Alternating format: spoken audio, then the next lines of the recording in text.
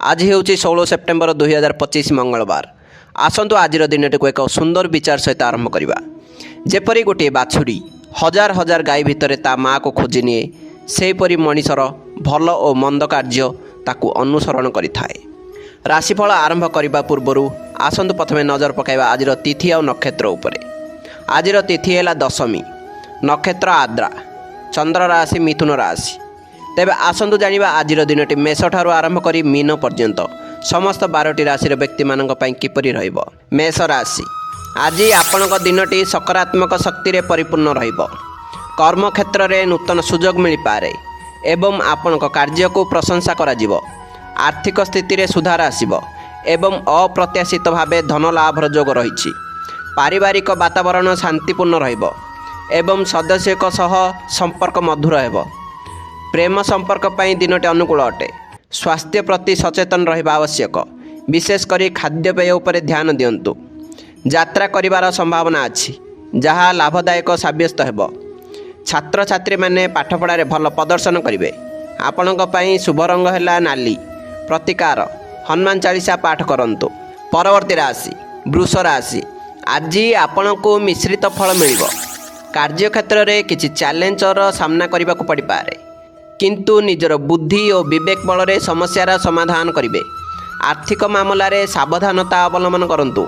अଯଥା खर्चरू दूरे रुहंतु। परिवार रे कौनसी शुभ कार्यर आयोजन हो पारे। कथबार्ता समय रे निज बाणी उपर संयम रखंतु, नचेत संपर्क रे तिक्तता आसी पारे। स्वास्थ्य सामान्य रहिबो, किंतु मानसिक शांति पाई ध्यान करंतु। बंधु मानक सहयोग मिलिबो एवं कौनसी पुराना विवादर समाधान हेबो। आपणक पई शुभ रंग हैला धला। प्रतिकार माँ लक्ष्मी को पूजा करंतु। परवर्ती राशि मिथुन राशि, आज आपणको कार्य रे सफलता मिलिबो। व्यवसाय रे लाभर सुजोग रहिछि एवं नूतन निवेश पई दिनटी उत्तम अटे। आपणक सृजनशीलता एवं बौद्धिक क्षमता प्रकाश पाइबो। छात्र छात्री मानक पई एहा एक भल दिन हेबो। परीक्षा रे भल फलाफल मिलिबो। पारिवारिक जीवन सुखमय हेबो एवं जीवन साथी सह संपर्क रे मधुरता बढ़िबो। आर्थिक स्थिति सुदृढ़ रहिबो। यात्रा समय रे सावधान रहिबाकू परामर्श दिया जाउची। मानसिक शांति बजाय रहिबो एवं आपण दिन सारा सतेज अनुभव करिवे। आपणक पई शुभ रंग हैला सबुज। प्रतिकार भगवान गणेश को दुब अर्पण करंतु। परवर्ती राशि कर्कट राशि, आज दिनटी आपणक पई अत्यंत शुभ फलदायी हेबो। समस्त कार्य रे सफलता मिलिबो एवं मन प्रफुल्ल रहिबो। चाकरी रे पदोन्नतिर संभावना रहिछि एवं अधिकारी माने आपणक कार्य रे संतुष्ट हेबे। आर्थिक दृष्टि दिनटी बहुत भल। आयर नूतन उत्स सृष्टि होई पारे।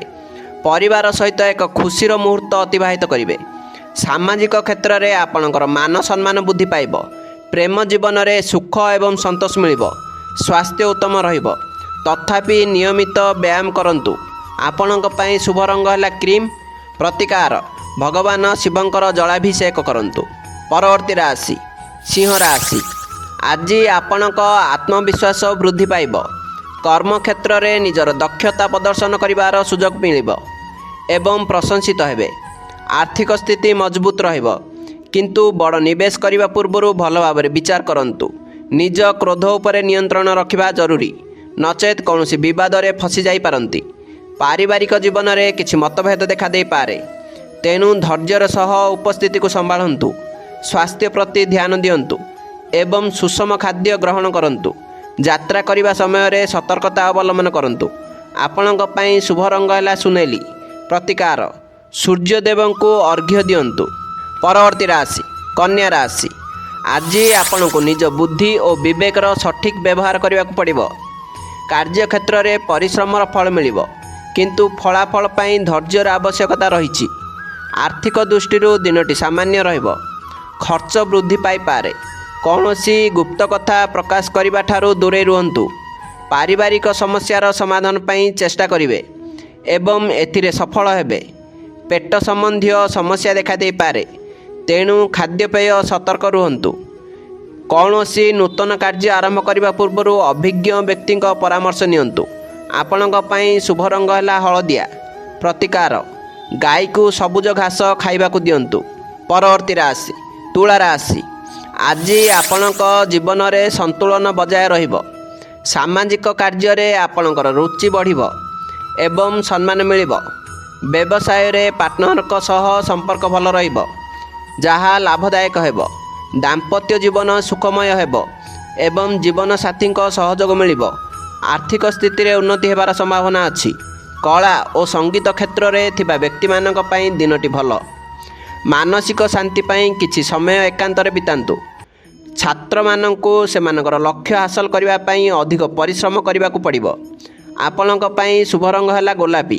ପ୍ରତିକାର, ଶିବଲିଙ୍ଗରେ କ୍ଷୀର ଅର୍ପଣ କରନ୍ତୁ। ପରବର୍ତ୍ତୀ ରାଶି ବିଛା ରାଶି।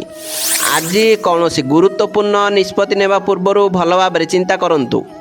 କର୍ମକ୍ଷେତ୍ରରେ କିଛି ବାଧା ଆସିପାରେ, କିନ୍ତୁ ଆପଣ ନିଜର ଦୃଢ଼ ଇଚ୍ଛାଶକ୍ତି ବଳରେ ସେଗୁଡ଼ିକୁ ଅତିକ୍ରମ କରିବେ।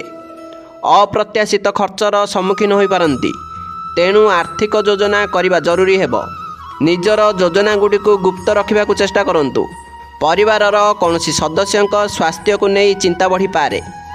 ବାହନ ଚଳାଇବା ସମୟରେ ସାବଧାନ ରୁହନ୍ତୁ।